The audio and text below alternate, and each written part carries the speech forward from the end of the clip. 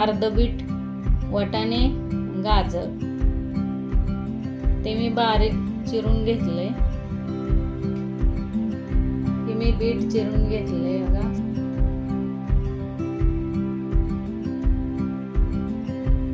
शिमला मिरची, फ्लावर,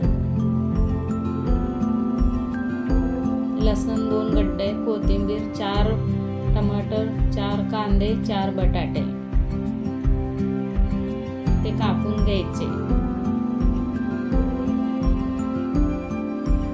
आता मी कुकर ठेवला, गरम झाला. 3 चम्मच मी त्याच्यामध्ये तूप टाकते आणि त्या सर्व भाज्या आपण चिरून घेतल्यात ना ते आता ह्याच्यामध्ये मी शिजवून घेणार आहे 3-4 शिट्ट्या देऊन. हे बघा गाजर, बीट, वाटाणा ते सगळं बारीक केलं होतं एकत्रच. आता हे थोडंसं हलवते मी. त्याच्यानंतर आपण शिमला मिरची टाकून घेऊया. नंतर त्याला थोडंसं हे करून घेऊया, हलवून मिक्स करून. नंतर आता फ्लावर टाकते मी. हे आपण सर्व बारीक कापून घेतलं ते.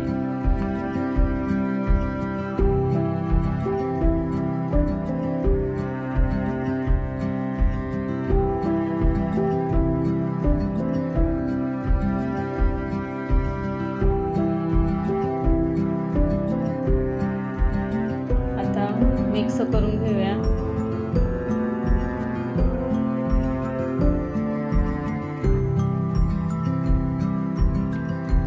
करून घेतल्यानंतर आता पावभाजी मसाला थोडासा टाकायचा, लाल मिरची पावडर जरा टाकायची आणि नमक टाकायचं 1 चम्मच. आता बटाटे टाकायचे आणि बटाटे टाकल्यानंतर चांगलं मिक्स करून घ्यायचं. घेतल्यानंतर ते मग नंतर 1 ग्लास पाणी घालायचं आणि शिट्टे द्यायचे 4-5 शिट्ट्या झाल्या की पावभाजी बनवायची. आता बघा मी ढाकण लावून घेते. 4 शिट्ट्या देऊन द्यायची. बंद करून घेतला. आता मी कांदा आणि टमाटर भाजून घेणार आहे. त्याच्यामध्ये 2-3 चम्मच तूप टाकणार आहे आणि टाकल्यानंतर मी 2 चम्मच तेल टाकले आणि कांदा हा बारीक कापून घेतलेला ते ब्राऊन होईपर्यंत भाजून घ्यायचा आहे.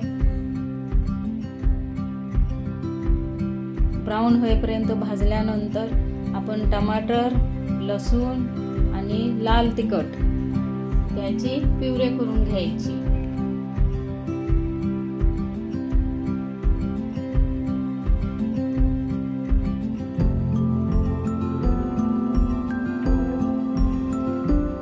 करण्यासाठी टमाटर घेत आहे, लसूण घेतलं, आल्याचा तुकडा घेतला, लाल मिरची पावडर घेतली. त्याची बघा मस्त प्युरे बनवून घेतली आहे. ते टाकून तेल सुटेपर्यंत छान भाजून घ्यायचे.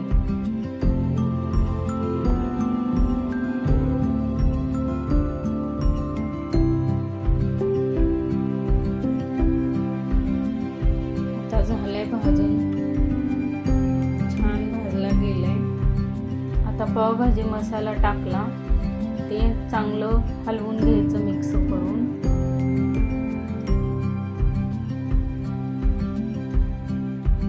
आता भाजी शिजवून घेतलेले आपण ह्याच्यामध्ये टाकूया आणि भाजी मॅशरने मॅश करून घेऊया. भाजी मॅशरने मॅश करून घेऊया छान एकजीव होईपर्यंत. आपली पावभाजी रेडी.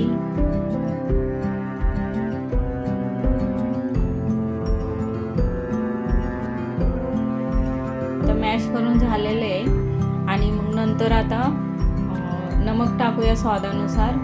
नंतर मिक्स करून घेऊया. मिक्स करून घ्यायचं. नंतर झाकण ठेवायचं आणि 5-10 मिनिटं मस्त एक वाफ काढून घेऊया. नंतर आपली पावभाजी खाण्यासाठी रेडी.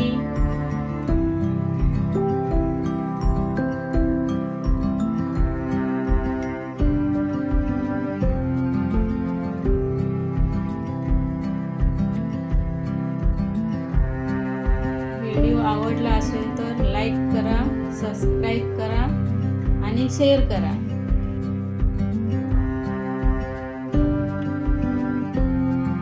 खूप जण व्हिडिओ बघतात पण सबस्क्राईब करत नाहीत, पण तुम्ही सबस्क्राईब करा, विसरू नका. धन्यवाद.